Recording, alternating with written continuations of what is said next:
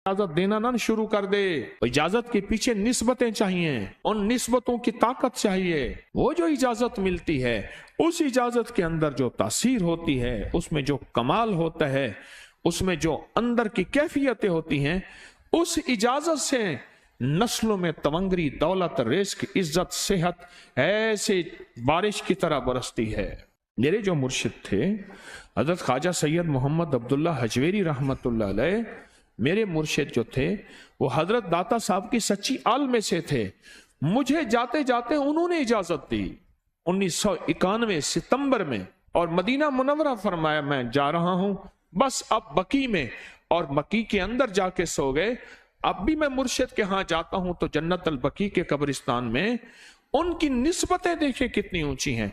फिर वो नहीं, 26 बड़ी हस्तियों ने मुझे खिलाफतें, इजाजतें दी, 26 से बल्कि ज्यादा इजाजतें और खिलाफतें दी, और उनकी तवज्जुहात हैं, उनकी पीछे दुआएं हैं, और पीछे कामिल के हाथ हैं। ये रूहानियत की निस्बतें होती हैं, रूहानियत की निस्बतें होती हैं।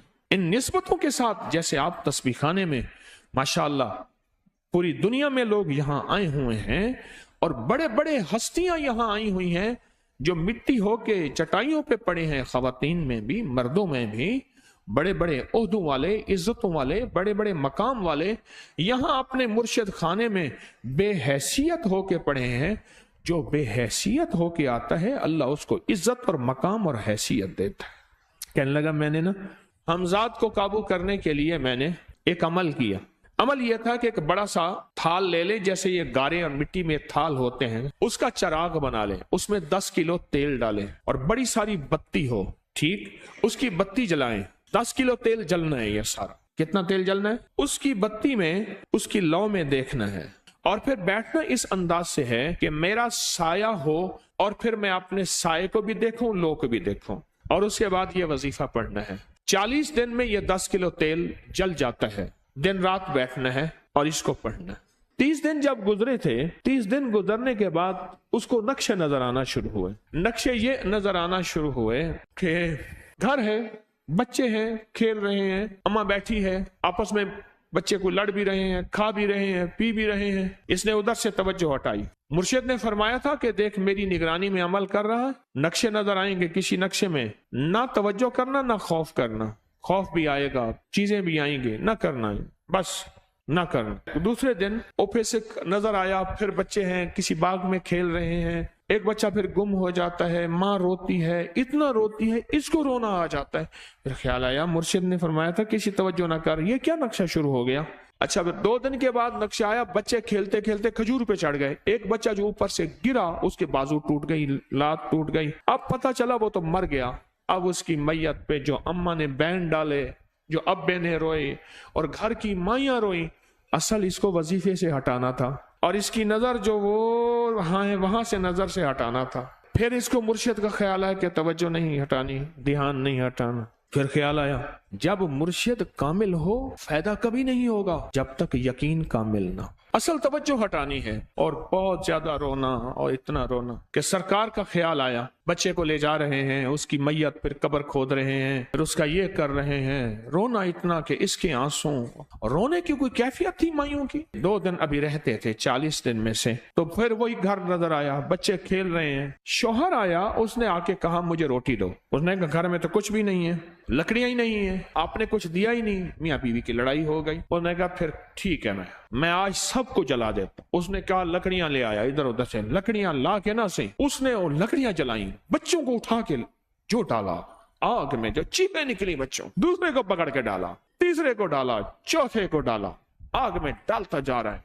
माई चीख रही है, कोहराम है, जिंदा बच्चों छोटे मासूमों को आग में डाल रहा है। डालते डालते कहने लगे तू बच गई है भाई, आ फिर पकड़ के मैं तुझे डालता हूं। जब उसके डाल के कहने लगा अब इस आमिल को तू बच गया है, ऐसे इसको हाथ ऐसे ऐसे पकड़ने लगा, और पीछे मुर्शिद का खींच के थप्पड़ उसको आया। जब खींच के थप्पड़ आया सारा नक्शा खत्म हो गया। ओहो, कहने लगा ये क्या था। मुर्शिद कामिल ऐसा होवे जरा लूलू दे विच वसे हो, नाल निगाह दे पाक करेंदा, ना साबुन सज्जी खत्ते हो।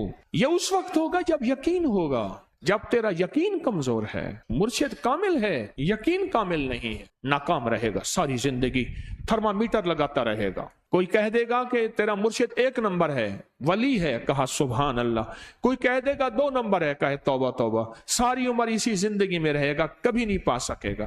40 دن کے بعد مرشد کی خدمت میں حاضر ہوا اور سارے نقشے بتائے، فرمایا نہ بتاؤ، ہم دیکھ رہے تھے۔ علامہ فخر الدین رازی رحمت اللہ علیہ کا مشہور واقعہ ہے، مرید جو ہے آپ کا سینکڑوں میل دور، اور وہ مرید وہ تھا جو ساری عمر اللہ کے وجود کو کہتا رہا کہ اللہ کے وجود کو نہ ماننے والے کہتے تھے کوئی اللہ نہیں ہے، کہاں ہے دکھاؤ، ہر چیز خود بخود بن گئی ہے، خود بخود ختم ہو جائے گی۔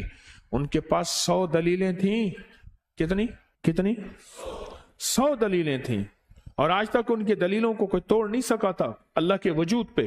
آخری وقت ہے، اور آخری وقت کے اندر ایک دروازہ کھٹکھٹائے کسی نے کہ جناب ایک بزرگ آپ سے ملنے آئے ہیں۔ وہ بزرگ ان کے دوست تھے پرانے، اوہو آپ کا آخری وقت ہے، میں ملنے آیا۔ اور وہ بزرگ نہیں تھا، وہ شیطان کی شکل بن کے آیا تھا۔ اس نے آتے ہی وہ مسئلہ چھیڑ دیا، آج تک اس کی دلیلیں کوئی نہیں توڑ سکا تھا، یہ اس کی دلیل توڑ گیا، پہلی دلیل ٹوٹ گئی۔ اس نے دوسری دی اللہ ہے، اس نے 2 دلیل بھی توڑ دی کہ اللہ نہیں ہے، اس نے تیسری دی اللہ ہے، اس نے وہ اپنے علم کی طاقت وہ دلیل بھی توڑ دی، چوتھی 99 دلیلیں توڑی، ابھی 1 دلیل باقی رہتی ہے۔ اگر وہ بھی دلیل گئی تو یہ بھی کہتا ہے اللہ نہیں، اور آخری وقت میں رب کے وجود کا انکار کر کے خاتمہ خراب کر کے گیا۔ مرشد وضو فرما رہے تھے، دور کہیں میلوں میلوں دور اللہ نے اپنی طاقت قدرت سے نقشے ہٹائے سامنے سے، اور نقشے ہٹائے کہ تیرا مرید گیا، وہیں سے وضو کا پانی چلو بھر کے زور سے پھینکا، اور کانوں میں آواز آئی کیوں دلیلیں دے رہا ہے؟ تو نہیں کہتا میں نے اللہ کو بغیر دلیل کے مانا،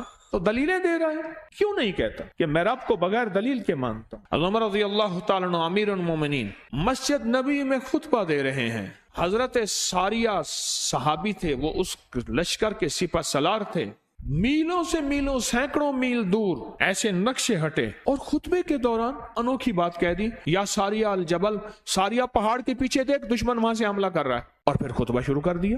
جمعہ کا خطبہ تھا، لوگ حیران یہ امیر المومنین نے کیا فرما دیا؟ جب حضرت ساریہ کا قافلہ آیا واپس تو فرمایا فلاں وقت فلاں لمحے فلاں وقت میں، جمعے کے دن فلاں لمحے میں امیر المومنین آپ کی آواز آئی تھی، اگر نہ آتی تو دشمن نے پیچھے سے مقابلہ حملہ کر دیا تھا اور ہمیں کاٹ کے رکھ دیتا، ٹوٹے